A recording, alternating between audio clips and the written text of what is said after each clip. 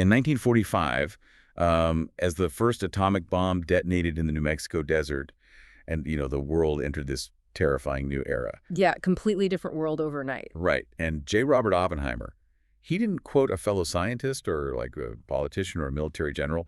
He watched the sky ignite and quoted a 2,000-year-old description of a multi-armed, thousand-eyed cosmic horror. It's such a haunting moment. It really is. He remembered the line, "Now I am become death, the destroyer of worlds." And today we are exploring the exact moment that text the Bhagavad Gita forced a human mind to look at the terrifying, unvarnished source code of the universe. So welcome to the deep dive. Thanks. I mean, it is arguably one of the most intense psychological and, well, philosophical confrontations in human history. Definitely. The Bhagavad Gita has influenced thinkers for millennia, but it often gets pigeonholed as, just a religious scripture or a poetic historical epic. And we really want to push far past that surface level today. Which is exactly why we have pulled together a highly specific stack of sources for you. We're pulling insights from Swami Krishnananda's deeply analytical study of the Gita. We also have specialized translations and study plans focusing strictly on Chapter 11, which is like the absolute climax of the text. The cosmic vision. Exactly. And we're grounding all of this using the transcripts from the Chalakira brothers' brilliant, highly technical breakdown of the material. Right, and our mission today is to demystify this massive epic. We're going to extract its core philosophical framework and walk you through its most dramatic, mind-bending moment. By the time we finish, you will have a totally new perspective on the mechanics of your daily struggles, the architecture of reality, and what it actually means to truly be an instrument in this world. Yeah, but to understand that ultimate cosmic vision, we have to start with the incredibly grounded human problem that kicks off the entire text. We have to look at the battlefield. Right, the setting is the Mahabharata War. Exactly. The physical location of this impending slaughter is a place called Kurukshetra, which translates to the field of action. But the text simultaneously refers to it as Dharmakshetra, the field of righteousness. And Swami Krishnananda makes a brilliant point here. He argues that this dual naming is no accident, right? It represents the dual forces you and I face every single day. The external world of messy, practical action, Kurukshetra, and the internal world of duty, justice, and moral weight, Dharmakshetra. Yeah, and on this battlefield, we meet Arjuna. He's the great warrior, the supreme commander of the army. And right before the battle begins, he suffers a complete, catastrophic psychological breakdown. Like a total collapse. He asks his charioteer, who happens to be Lord Krishna, to drive him into the no-man's land between the two armies. Right. And when he looks at the opposing side, he doesn't see faceless enemies. He sees his beloved grandfather, his revered teachers, his cousins. The blood of his own ancestors is flowing in the veins of the men he's about to slaughter. Yeah, and he is instantly paralyzed by the ultimate human tension. The agonizing illusion of mine versus not mine. And the Chalakir brothers' breakdown of this scene is fascinating because they don't treat it as just a guy getting cold feet. They analyze it as a systemic, structural collapse of his 5 koshas. The fundamental sheaths of human existence, right? Exactly. Let's walk through that cascade because it is a brilliant psychological deconstruction. It starts with the Annamaya kosha, the physical sheath. Oh, right, where his skin literally burns and he drops his legendary bow. Yeah. Then the shock hits the Pranamaya kosha, the vital energy sheath. His breathing becomes erratic, his mouth dries up. Basically a full-blown panic attack. Totally, and it doesn't stop there. It pierces the Manomaya kosha, the mental sheath. His emotions completely overwhelm him to the point of weeping. Which then triggers the collapse of the Vijnanamaya kosha, the intellectual sheath. His ability to reason just shatters. Right, he starts throwing out these wildly irrational, out-of-context arguments for why he shouldn't fight. Trying to mask his panic with fake philosophy. Exactly, until finally it bottoms out at the Anandamaya kosha, the causal sheath, the very core of his identity. He forgets who he fundamentally is. He's the supreme commander, the defender of justice, and he essentially sits down in his chariot and says, "I'm a beggar. I'd rather live in the woods." It is a total system failure. Okay, I want to unpack this setup, though. If this is truly an internal psychological battle, a metaphor for the struggles we all face at work, in our families, in our own minds, why is it set in a literal war zone with his own blood relatives? That's a great question. Like, why make the metaphor so extreme? Because true human nature, the bedrock of who you are, is only revealed under extreme, impossible opposition. You cannot truly test your understanding of reality when everything in your life is comfortable and predictable. Right, when the honey and milk are flowing. Exactly. When everything is fine, it's very easy to sound philosophical. But the extreme scenario, a war against your own kin, forces Arjuna into a corner where superficial answers don't work anymore. It forces the ultimate crisis of identity. And Arjuna's problem is entirely based on the illusion of mine, my grandfather, my teachers, my grief. Yeah. Because he is so completely trapped in that worldly conflict, Krishna realizes he can't just give him a quick pep talk. A motivational speech won't fix a collapsed causal sheath. No, Krishna has to completely zoom out. He has to prove that the concept of mind is a structural illusion. And to do that, he breaks reality down to its absolute baseline. Which brings us to Sankhya. Yes, Krishna introduces Arjuna to Sankhya, the ancient wisdom of cosmic existence. It is the blueprint of reality. And in this blueprint, the universe is broken down into two primary fundamental principles, Purusha and Prakriti. Okay, let's define those because they are crucial. Purusha is universal consciousness. It is absolute, omnipresent, and infinite. But crucially, it is completely inactive. It doesn't do anything. It just is. Right. And then you have Prakriti, which is matter or cosmic activity. Prakriti is unconscious. It has no awareness of its own, but it is constantly moving, constantly shifting. And the sources explain that Prakriti is powered by three operational forces called the gunas, right? Yes, sattva, rajas, and tamas. Think of them as the three primary colors of the cosmos. Everything in the universe, including your own mind, is painted with a mixture of these three. Okay, so sattva is equilibrium, purity, and clarity. Rajas is dynamism, agitation, and desire. And tamas is inertia, darkness, and rigidity. Precisely. And Krishnananda points out how perfectly this explains Arjuna's breakdown. Arjuna was naturally a sattvic person, clear-headed, focused. But on that battlefield, the sheer panic triggers a massive surge of rajas, extreme agitation. And when that rajas exhausts his nervous system, he plummets straight into tamas, total inertia.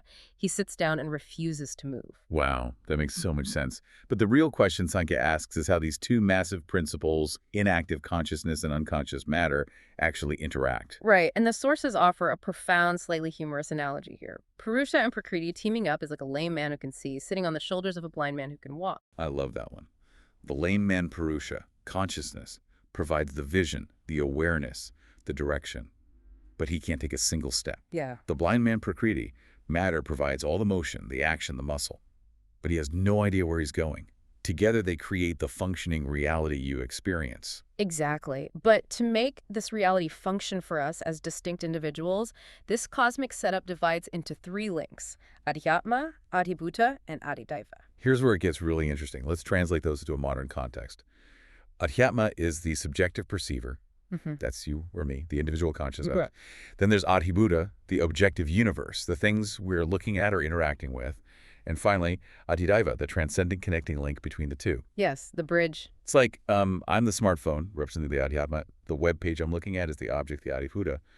But without the Wi-Fi, the Adidaiva connecting us, neither the phone nor the web page actually means anything. They're just dead hardware. What's fascinating here is that in this text, God is the ultimate Wi-Fi router. Krishnananda's study describes this Adhidaiva as the ultimate juggler. The juggler. Yeah, the juggler creates a brilliant illusion, making the audiences feel completely separate from the objects we perceive. The juggler himself vanishes from our sight, so we only see the trick. We feel totally isolated, but we are actually completely invisibly interconnected by that transcendent signal. Okay, so we have this cosmic Wi-Fi connecting us to everything. But that brings up a massive practical question. Which is? If it's all an interconnected illusion, how are we supposed to actually live? Like, how do we work? How do we pay the bills? We have to move from the theory, the Sankhya, to the practice, which the Gita calls yoga. Specifically karma yoga, the yoga of action. Krishna tells Arjuna that you must act according to your svabhava, your inner constitution, or your natural disposition. You can't just sit there and do nothing. As long as you are in a physical body, even breathing or digesting food is an action. But here is the mechanism that changes everything. You must act without attaching yourself to the result. And the sources use a profound analogy about charity to explain how this actually works. True charity isn't giving away a useless old coin that you found in your couch cushions. No, not all.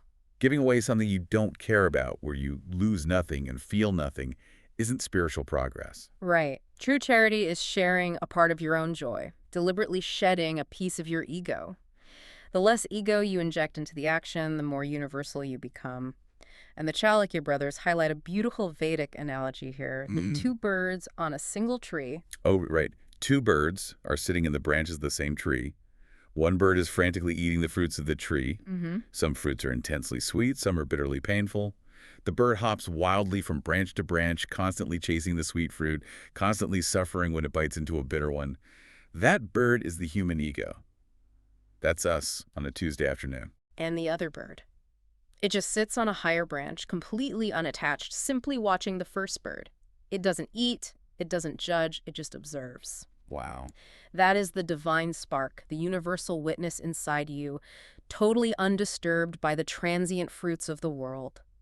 Karma yoga is the practice of shifting your consciousness from the frantic eating bird to the calm watching bird. Okay, I need to push back here on behalf of anyone listening. Sure. So what does this all mean?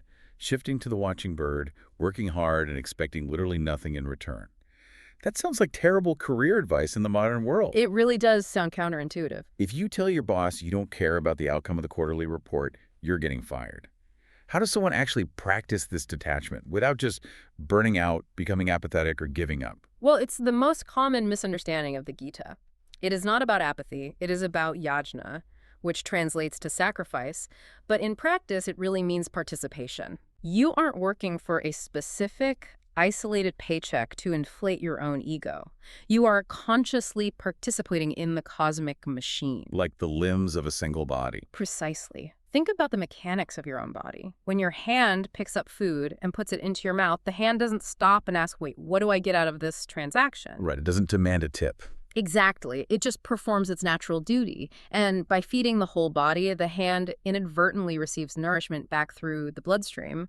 When you act out of duty to the whole, the universe sustains you. Because you're part of it. Right. You are freed from the crushing anxiety of the outcome because the outcome is the universe's business. Your business is just to perform the action flawlessly. But Arjuna hears all this beautiful, intricate theory, and his exhausted human mind just can't fully grasp it. No, it's too abstract for him in that state. He demands proof. Yeah. He essentially says, okay, Krishna, if this is all true, if we are all just parts of this massive cosmic machinery, show me. I want to see the source code. Which brings us to the absolute climax of the text, chapter 11, Vishvarupa Darshana Yoga, the yoga of the vision of the universal form. Arjuna explicitly asks to see Krishna's true, supreme form. And Krishna agrees, but he lays down a crucial caveat. He tells Arjuna, you cannot see me with your fleshy mortal eyes. They would burn out instantly. He has to alter Arjuna's perception. He grants him divya chakshu, divine eyes. Divine eyes. And when those divine eyes open, the description in the text is staggering. It intentionally defies human imagination. Arjuna sees a form with countless faces, countless arms, and countless eyes, stretching infinitely in every conceivable direction. It have no beginning, no middle, and no end. Right, and it shines with a blinding, overwhelming brilliance. The text says, if the radiance of 1,000 suns were to burst forth at once in the sky, that would be like the splendor of that mighty one. That is the exact verse Oppenheimer quoted. It's a power that is deeply beautiful but fundamentally incomprehensible to a primate brain. And the vision quickly turns from magnificent to terrifying. Arjuna doesn't just see creation and light. He sees destruction. Yeah, it gets dark. Fast. He sees the warriors of the battlefield, his friends, his revered teachers, his family, rushing helplessly into Krishna's flaming mouths, being crushed between his terrible teeth. Krishna reveals himself as Kalatime, the great destroyer. He declares, "Time I am, the great destroyer of the worlds, and I have come here to destroy all people."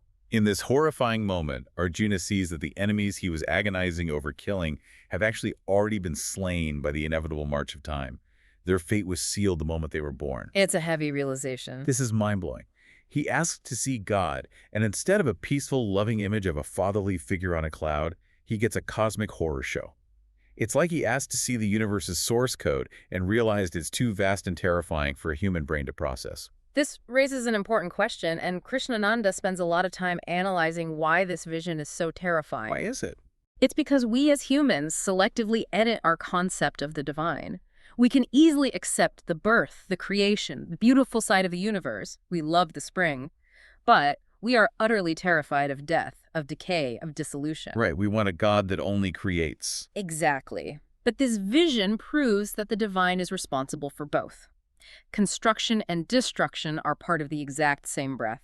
You cannot have the cosmic machinery without the gears of time grinding down the old to make way for the new. So how does Arjuna survive this? How does his newly restored intellectual kosha not just shatter all over again? By finally realizing his actual incredibly small but vital role in the universe, overwhelmed, shaking with terror, Arjuna begs Krishna to stop, to hide this terrifying infinite form, and return to his gentle, familiar human shape.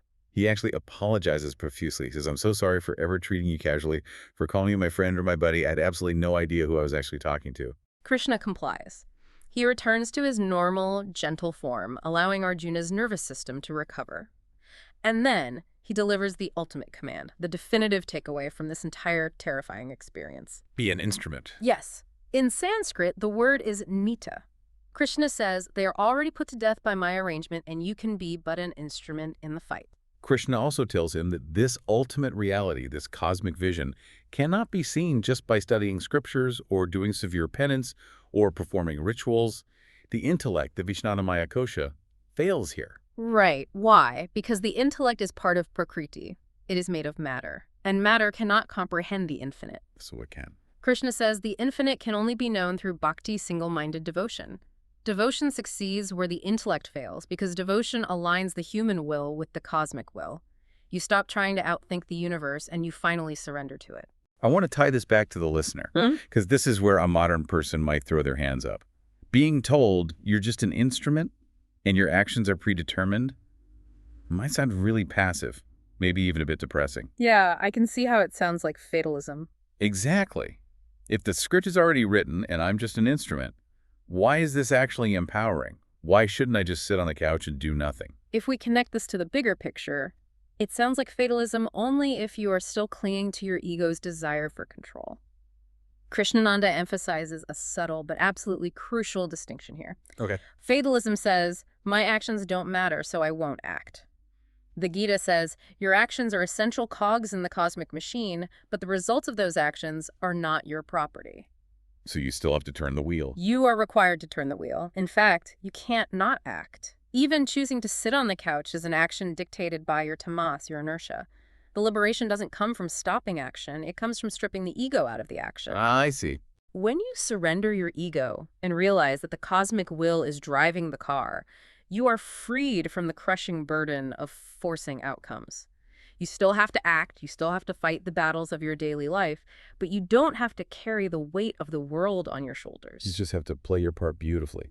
Our sources actually outline 5 rules for living as this perfect instrument. Right, the 5 rules. Dedicate your work to the highest good, make the divine your ultimate goal, cultivate single-minded devotion, drop your worldly attachments, and harbor no enmity toward anyone. Because harboring enmity means you still think your enemies are separate from the cosmic whole. If you can live by those 5 rules, you are acting in perfect harmony with the universe. You become the hand gracefully feeding the body, entirely untroubled by the complex mechanics of digestion. Let's bring this all together. We started this deep dive with a paralyzed warrior on the brink of a massive war, his very psychological sheaths collapsing under the weight of mine versus not mine. We learned about the cosmic Wi-Fi, connecting every single one of us, proving that separation is an illusion. We witnessed the terrifying thousand-sun brilliance of the universe's true infinite form, where creation and destruction are the same breath. And finally, we found peace in the simple, profound idea of bhakti, of just being a devoted instrument for a higher purpose. It is a complete roadmap from total ego-driven paralysis to absolute cosmic liberation. And it matters to you right now listening to this. Whether you are prepping for a stressful meeting, managing a chaotic family situation, or just trying to navigate the overwhelming news cycle, you are not isolated. Not at all. You are an active, vital part of this massive, interconnected cosmic web. You have a role to play. Just remember to let go of the fruits of that role, do the work flawlessly, and leave the results to the machinery of the universe. Before we sign off, I want to leave you with one final original thought to mull over. Remember how Krishna had to grant Arjuna divine eyes? Because his normal human eyes would literally burn out trying to process the infinite reality. Yeah, our limited senses act as a necessary filter for basic human survival. Exactly. Think about that today. If our standard human senses actively filter out the terrifying, magnificent vastness of the universe just so we can function and buy groceries, what small glitches or sudden moments of inexplicable awe in your everyday life might actually be your filters momentarily slipping, revealing the cosmic machinery right in front of you. Keep your eyes open.